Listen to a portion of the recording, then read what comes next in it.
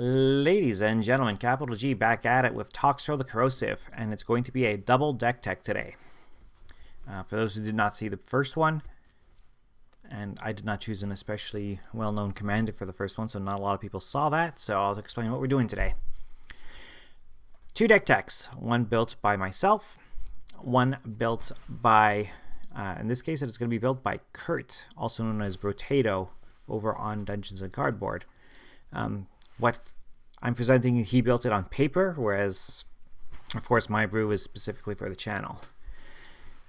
And yes, it's always fun to compare different deck building styles and ideas. So that is why we're going to double up on Toxrill today. We have two very different decks, very different levels of salt. Because yes, Toxrill and well, slugs in general are just plain salty, as it turns out. But before we get into the tech, again, thank you, Kurt, for letting me feature your deck on the channel. We're going to do your deck second. We'll do mine first and then yours second. Special thanks also to Bulldog. I've made another appearance on his YouTube channel. Some good old-fashioned gameplay. And of course, he's been doing a lot of Twitch, specifically playing Hades. I actually just scooped up the game. It's actually really fun. So he streams a lot of Magic gameplay, and he streams a lot of Hades on his Twitch. So links for the Discord group, Dungeons and Cardboard below. Links for Bulldog's socials also in the description below. And now let us dive into Toxrill the Corrosive's 2 deck techs, starting with mine. So first off, let's talk about our commander. Black, and 5, very expensive for this 7/7 slug horror. But at the beginning of each end step, that's mine, that's FBI's, that's Kurt's, that's Bulldog's. Put a slime counter on each creature we don't control. Creatures we don't control get -1/-1 for each slime counter on them. So the slime counters don't do anything unless Toxrill's on the battlefield, but if it is, all our creatures shrink to literally nothing. Whenever a creature we don't control, if a slime counter on it dies, we get a 1/1 black slug creature token. Sweet. Blue and black. Sacrifice a slug, draw a card. So not only can we sacrifice the slugs for cards, but we also have access to blue. We're playing a Dimir deck. It's a mono black card that gives us access to Dimir. It also gives us access to this card from Midnight Hunt called the Sludge Monster. Blue, and 3 for this 5/5 horror. When this enters the battlefield or attacks, put a slime counter on up to one other target creature. It does exactly the thing we want to do. And non-horror creatures with slime counters on them lose all abilities and have base power and toughness 2/2. Wow. Literally, that means every second turn our creature's opponents are dying. Every second turn. That is fantastic. Obviously, there are some exceptions. If someone's playing a Phyrexian-themed deck, chances are their creatures will be resistant to the Sludge Monster. Same is true if someone is playing Changeling deck. But they still have to survive Toxrill's abilities on their own. So there is that. My deck, as I said, different levels of salt. Mine's got a little bit of what I like to call seasoning salt. The kind you find at your local Red Robins.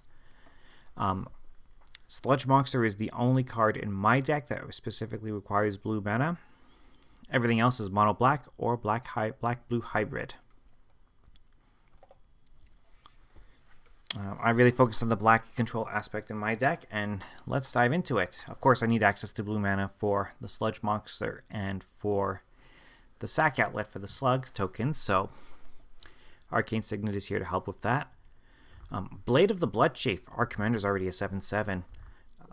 This will make it grow into a 2-shot or even a 1-shot commander very, very quickly. Whenever a creature dies, put a +1/+1 counter on the equipped creature.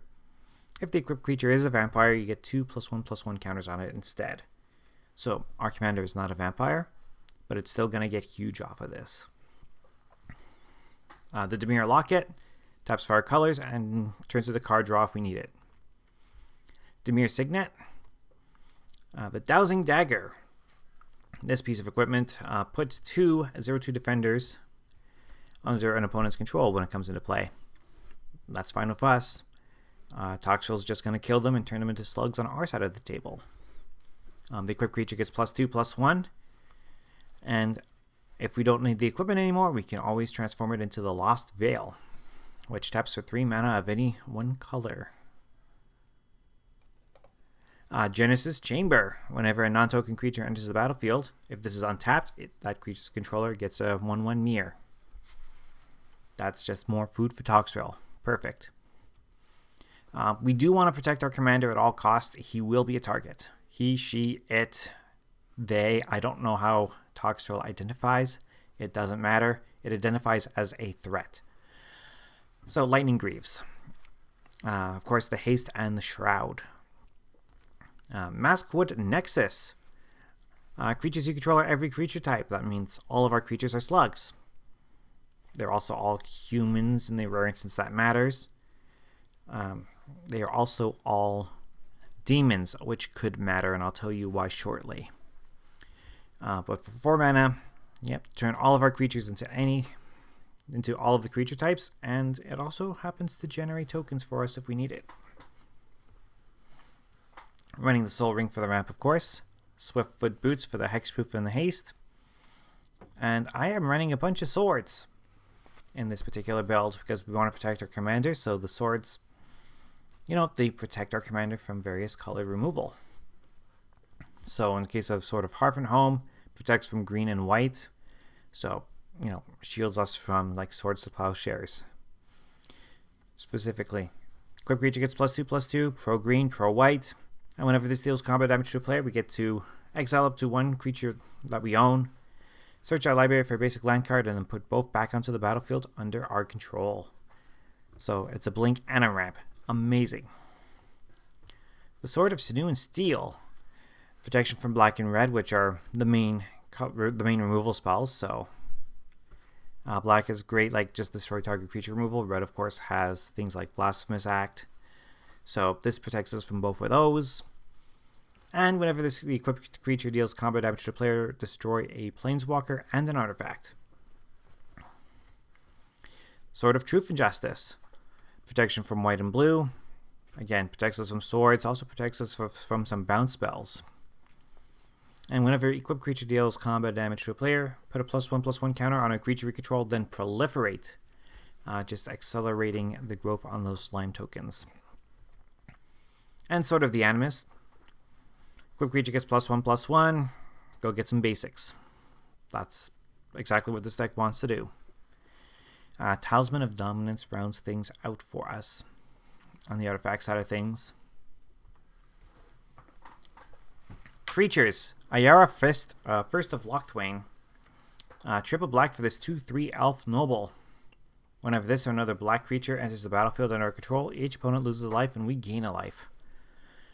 Those slug tokens are black, just saying. Also, we can sacrifice another black creature to draw a card just by tapping her. Just saying. Running a few aristocrat synergies, such as the Blood Artist. Whenever it or another creature dies, target player loses a life and we gain a life. Burglar Rat. The idea here is we are playing a little bit of discard as a sub-theme. As the less cards our opponents have in hand, the less likely they are to have the answer to our commander.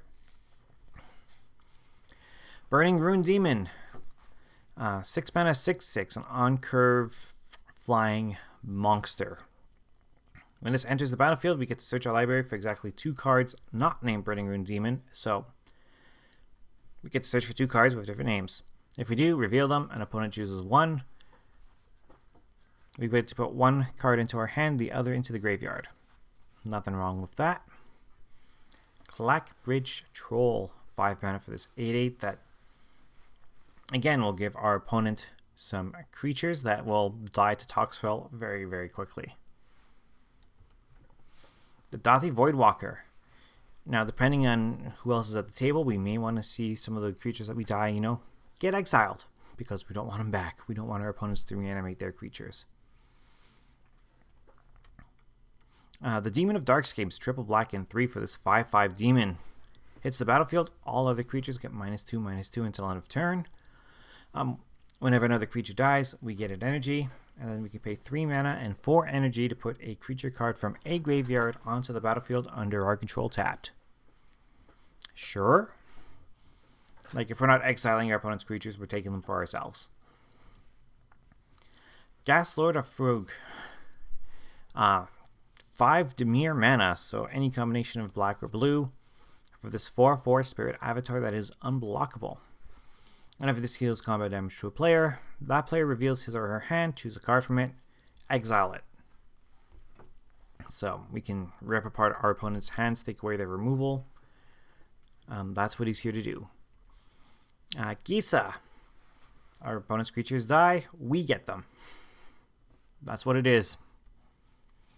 Running Grey Merchant of Asphodel, of course. Black, and 3. We all know it. We all love it. It's a card called Gary that wins Commander games. I personally appreciate that. Gyruda, Doom of Depths. I mean, it's the Gigan art, but it's Gyruda. Dimir, and 4 for this Demon Kraken. Ignore the companion text because we are using this in the 99. When this enters the battlefield, each player puts the top 4 cards of their library into their graveyard. We get to choose one creature card from amongst them with an even mana value and put it onto the battlefield under our control. One card I would like to hit from our deck, of course, is the Harvester of Souls. 6 mana demon, 5/5 Death Touch. In the unlikely event it runs into something bigger than it. Whenever another non-token creature dies, we may draw a card. I like that. The Hunted Horror. Double black for the 7/7 with Trample. And when it comes into the battlefield, one of our opponents gets 2 green centaurs with protection from black. Protection from black is not going to stop those tokens from being corroded by Toxrill's presence, shall we say. Kel's Fight Fixer. Double black and 2 for this 4/3 Azra Warlock with Menace. So good attacking creature. And whenever we sack a creature, we may pay a Dimir mana to draw a card. So our choice of either black or blue.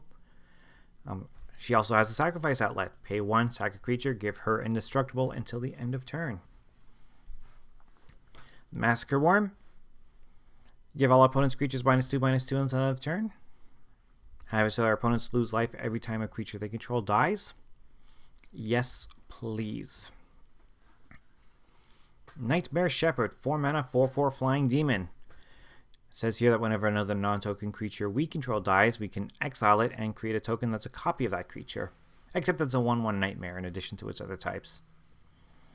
Still, big flying creature for the cost. Basically gives Toxrill a second chance, even if someone manages to remove it. We can put a 1/1 version of it back onto the battlefield immediately. Night Veil Spectre. Triple Dimir for this 2/3 flyer. When it deals combat damage to a player, that player exiles the top card of their library. We can play cards exiled with Night Veil Spectre. Nice. Rakshasa Debaser. 6 mana for the 6/6 Cat Demon, because it has to be a cat. Whenever this attacks, put target creature from the defending player's graveyard onto the battlefield under your control. Wow. Turn sideways, get our opponent's creatures. I like it. It also has Encore. It can come back. Rune-Scarred Demon. 7 mana, 6/6 flyer that, lets us get any card we want from our deck, put it into our hand. The Sangromancer, 4 mana for this 3/3 flyer. Whenever one of our opponent's creatures die, we may gain 3 life. Whenever an opponent discards a card, we may gain 3 life. We're going to take that life gain because we're going to need to pad it. We will be a target. The Slaughter Specialist. 2 mana for this 3/3 Vampire Warrior. When it comes into the battlefield, each of our opponents gets a 1/1 white human creature token. This is a card from Midnight Hunt that I've actually added to my Massacre Girl deck. Because it does exactly what I wanted to do for that deck. Whenever a creature an opponent controls dies, the Slaughter Specialist gets a +1/+1 counter. Amazing. Varagoth, Blood Sky Sire. 3 mana for this 2/3 demon with Death Touch. And it also has Boast. So, For a black and 1, target player gets to search their library for a card, shuffles their library, and puts that card on top. We get to do this if Varagov has successfully attacked. It doesn't have to come home, it just has to attack.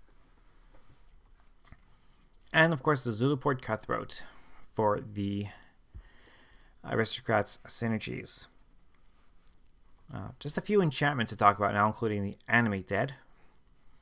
Go get a dead creature, put it onto the battlefield under our control. Bastion of Remembrance, again for the Aristocrat synergies. Dark Privilege, here's a spicy piece to protect our commander. Most removal spells in our format don't have the words cannot be regenerated. It used to be a lot more, when regenerate was a lot more common, there were a lot of spells, say like Dark Banishing, that say cannot be regenerated. We don't see that anymore. So a card like Dark Privilege protects us from most removal that we do see in the format. We still have to watch out for, say, Swords to Plowshares or Wrath of God. But a Day of Judgment, for example, we can protect our commander from. Or even a Blasphemous Act. Blasphemous Act, we can protect our commander with this. And Liliana's Contract. Now remember how I talked about liking demons in this deck? And you saw that I had a few demons and a way to turn my whole team into demons? Here's why. Liliana's Contract is an amazing card on its own. Sans Demon. Black, and 3 for this enchantment. When it enters the battlefield, draw 4 cards and lose 4 life. 5 mana, 4 cards is an amazing rate. At the beginning of your upkeep, if you control 4 or more demons with different names, you win the game. Great alternate win con. And that is why I have a few demons, and that is why I have the Massacre Nexus. Some instants including Dark Ritual for the quick ramp. Fate Transfer, move all counters from target creature onto another target creature. Somebody drops an 11/11 randomly and you're like, oh, I need to shrink that down now. Move some slime tokens over to it. The Massacre Rebirth. Choose target creature, lose 2 life until end of turn. That creature gains when it dies, returns to the battlefield tapped under its owner's control. So, Wrath of God does come down. Pay a black, bring our commander right back onto the battlefield. Of course, if it's too early in the game for that, we don't have a commander on the battlefield just yet, we can always play it as a land. That's what we like about these MDFCs.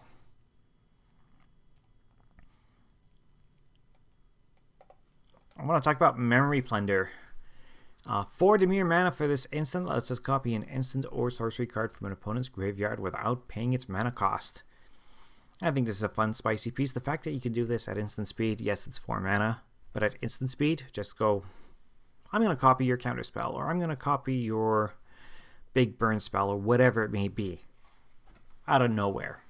I think it's cool. And speaking of out of nowhere, how about drawing 7 cards out of nowhere?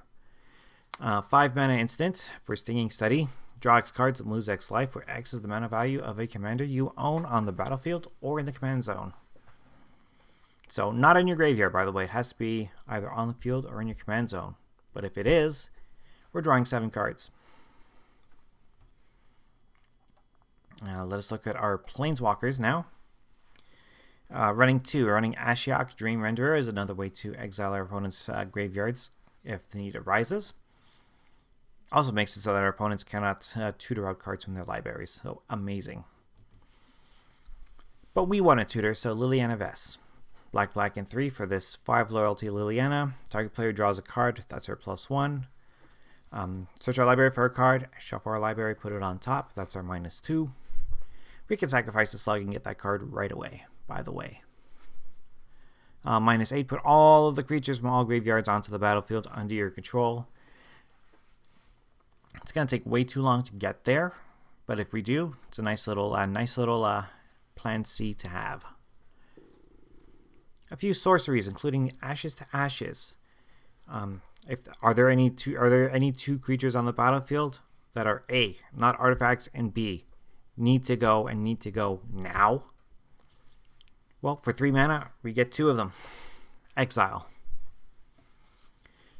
Awaken the Erstwhile. This is one of my favorite Salt Rocks. Black, and 3 for this sorcery that has all of our, well, everybody, I mean, yes, myself included, discard our hand. then create that many 2/2 zombie creature tokens.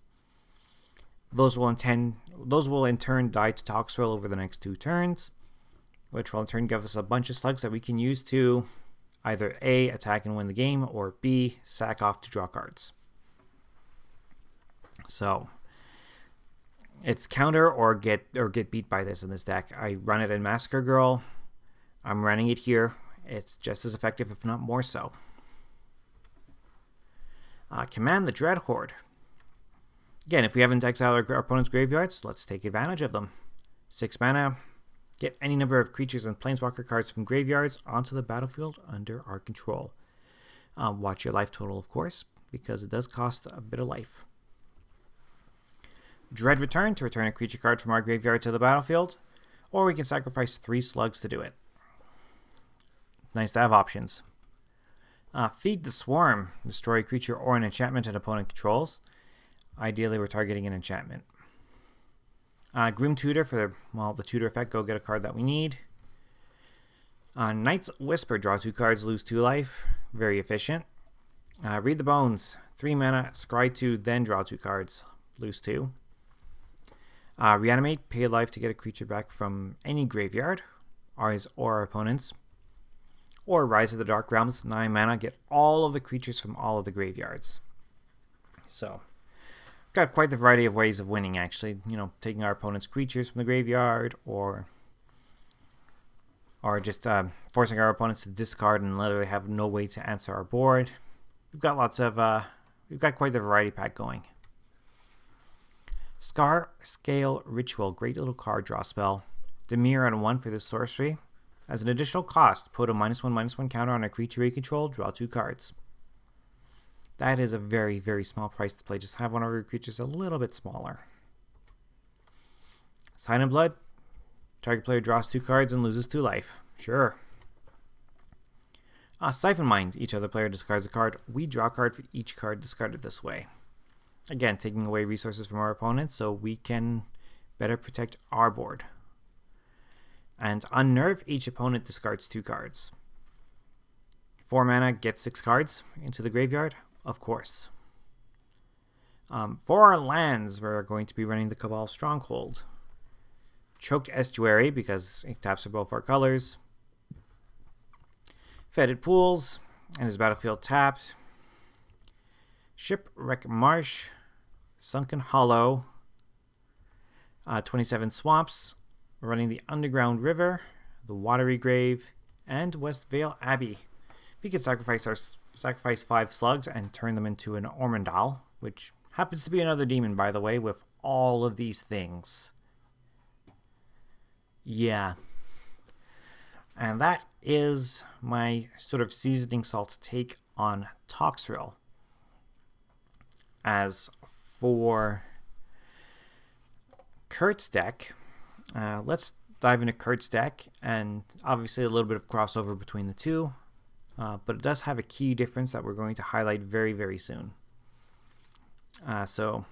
His deck, again, runs a lot of black, but also takes a bit more advantage of blue's presence than mine does, as we will see, starting with Arcane Signet, the Ashnod's Altar, sack a creature, get double colorless, running the Bolas' Citadel, pay life, play cards for free off the top of our library. Sure.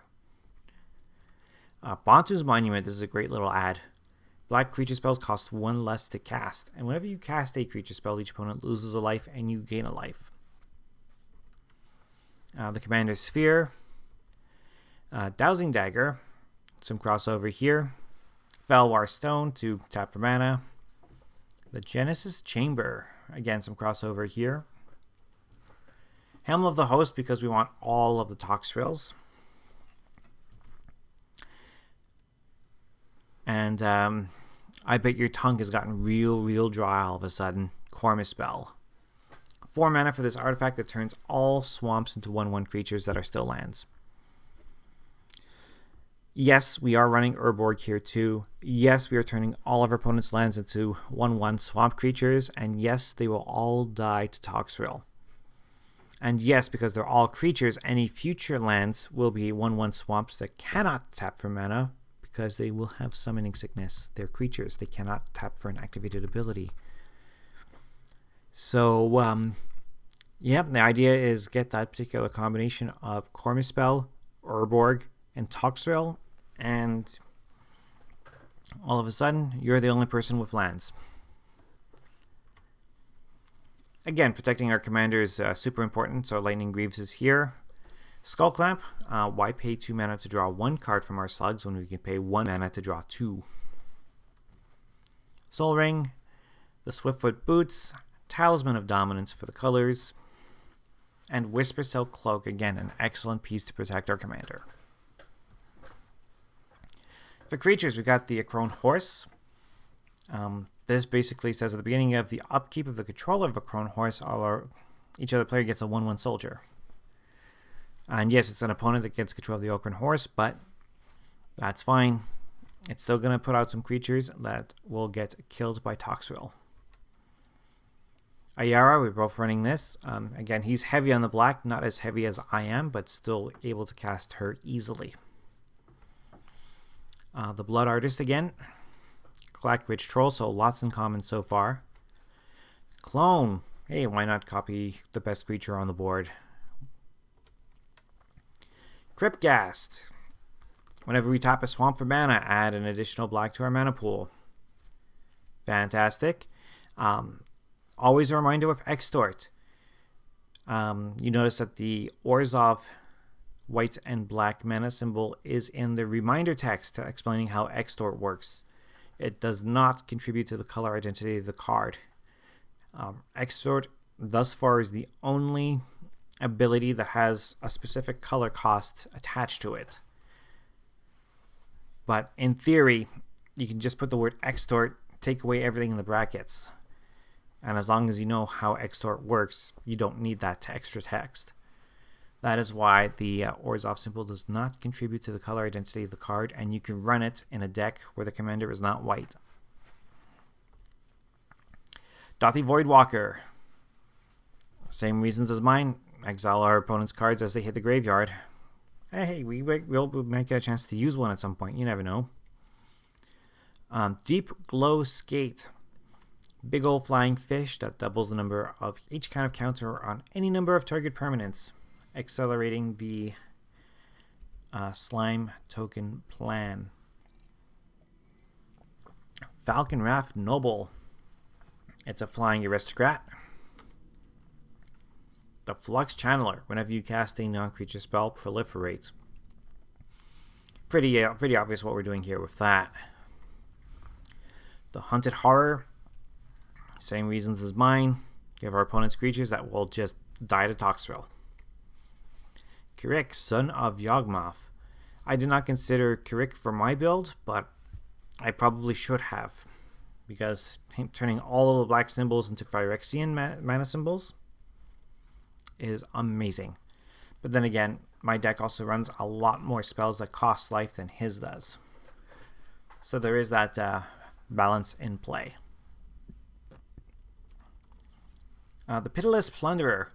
Black and 3 for this 1/4 human pirate. I think he's a $10 card now coming out of Ixalan. Great. That's actually fantastic for an uncommon from a set that people generally didn't love. I thought Ixalan was great in terms of flavor, what have you, and the power level was fine, but not everybody agreed with that. Nonetheless, amazing card here. Whenever another creature you control dies, create a treasure. Fantastic. Shakashima, because we want all of the Toxrills.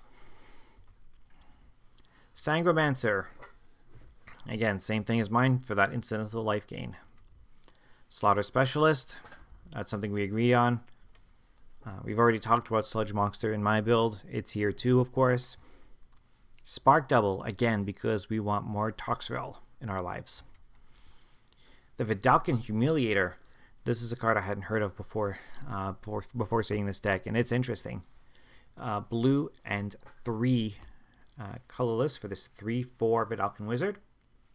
It has Metalcraft, so whenever this attacks, if you control 3 or more artifacts, creatures our opponents control, lose all their abilities, and become 1/1s. which means if they have a slime counter on them and we have a Toxrill on the battlefield, immediately dead. Zulaport Cutthroat rounds it out for the Aristocrats package. 3 enchantments, including this spicy one, Gift of Doom. We could play it as a face-down morph creature, and we can turn it face-up by sacrificing another creature, and it actually turns into an aura. The idea here is we want to attach the Toxrill to give it Death Touch and Indestructible, which is amazing. Kaya's Ghost Form. Preemptive way, of course, of defending our commander. For 1 black, throw this on Toxrill, and if he would be exiled or killed, comes right back onto the battlefield under our control. Revel in Riches. Whenever a creature an opponent controls dies, we get a treasure. Once we have 10 or more treasures, we win the game. Great for the alternate win. Alright, moving on to instants with Brainstorm. 1 blue, draw 3 cards, put the worst 2 back on top. Counterspell. We've got blue, so let's play some counter magic.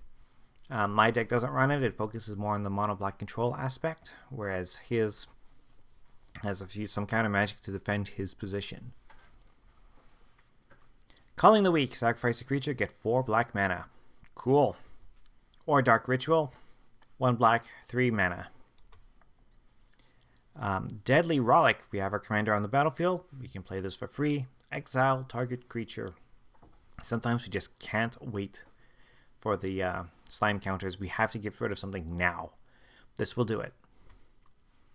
Negate counters instants or sorceries. Or any non-creature spell, really, even planeswalkers. Pact of Negation. 0 mana, counter target spell. Yes, we have to pay for it at the beginning of our next upkeep, or we lose the game if we don't. But it's a great, sneaky way to protect our board. The Polymorphous Jest. Till end of turn, each creature target player controls loses all abilities and becomes a blue frog with base power and toughness 1/1. So with Toxrill out, it's an insta-kill on somebody's board. Sudden Spoiling, similar deal. We've already got a bunch of slime counters out there. Turn one of our opponent's teams into 0/2s. With Split Second, by the way, this means that this cannot be countered or responded to in any way. Swan Song. 1 blue, counters an enchantment, instant, or sorcery spell. Fantastic. Yes, that spell's controller gets a 2/2 bird, but guess what? It's dead in 2 turns. And Village Rites. 1 black, sacrifice a creature, draw 2 cards. Might be a way to protect our commander if someone tries to throw some control magic at it, so I think it's a sneaky piece. For Planeswalkers, just the 1 Liliana Dreadhorde General. Black, black, and 4 for perhaps one of the most powerful iterations of Liliana. And whenever a creature you control dies, draw a card.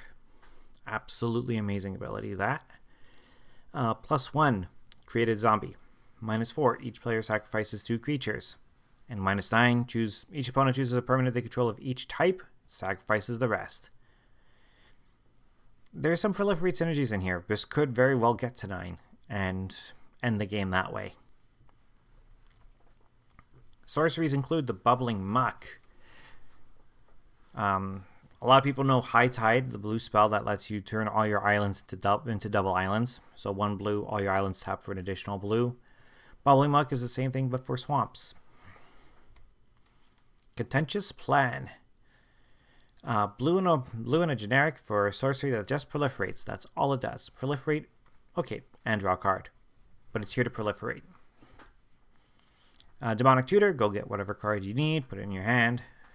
Grim Tutor, same thing. Mass Diminish. Until your next turn, creatures target player controls have base power and toughness 1/1. You can do this for 2 mana, and you can do it for a second time for 4 mana. Cool. Ponder. Look at the top 3 cards of your library. Then you can put them back or shuffle. And then you get to draw a card. Tezzeret's Gambit. Proliferate and draw 2 cards. And you can pay a blue and 3, or you can pay 3 and 2 life. Your choice. Torment of Hailfire. Hey, our opponents don't have creatures to sacrifice anymore. So, let's go black, black, X and try to end the game that way. Toxic Deluge. If you need to wipe the board before your commander hits the battlefield, this will do it. And Yahenni's Expertise. All creatures get -3/-3 until end of turn, and we can cast a spell CMC 3 or less from our hand without paying its mana cost. Fantastic little wipe. Over to the lands. We've already talked about Urborg. We know it's in there.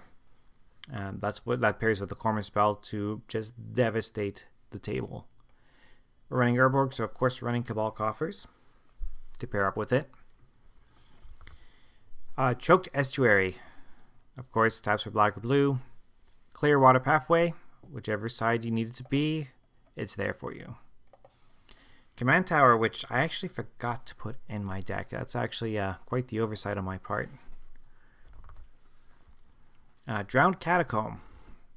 Comes into the battlefield tapped unless you already have an island or a swamp. Evolving Wilds to go get a basic. Exotic Orchard. Taps for mana that our opponents can produce. The Forbidden Orchard taps for any color, and it gives one of our opponents a 1/1 colorless spirit creature token. This is a spicy piece I did not consider. Fantastic choice. 11 islands. The Joar Isle Refuge. Karn's Bastion, proliferate on a stick. Running the Morphic Pool. The Myriad Landscape. Go get 2 islands or 2 swamps, whatever we need at the time. Nykthos, Shrine to Nyx. We're mostly devoted to black here, so we're going to run the Nykthos. I personally don't add it to my decks because, well, I don't have one. Polluted Delta. Sack it off for an island or swamp card of some sort. 11 swaps. And we're going to close it out with a Watery Grave. And that, ladies and gentlemen, is Toxrill. 2 different flavors. So our Salty Slug can, well, obviously we've seen what it can do. Even without playing these decks or seeing them on the table, it's obvious what we're trying to do here. And if you are not running Counterspell during the Rule 0 conversation, definitely say so. Because if you don't tell people you're not running Counterspell, they're going to come after you. And you're going to wonder why. I mean, Toxrill is super, super powerful, and people are probably going to come after you regardless. But definitely make sure that if you are running Counterspell, or if you're not running Counterspell, say something during the Rule 0 conversation. Because that's going to be a big factor in how salty the game is going to be for everyone. Because, like I said, my deck's got a little bit of seasoning salt. Maybe the Awaken is a bit much. But the Counterspell combo, that box of salt is pouring all over the table. And on that, again, big thanks to Kurt for letting me look at his deck alongside mine today. And again, come join us on Dungeons and Cardboard. Links are in the description. And on that, we're at 38 minutes, so I'd better get going. We'll talk to you all next time. Bye for now.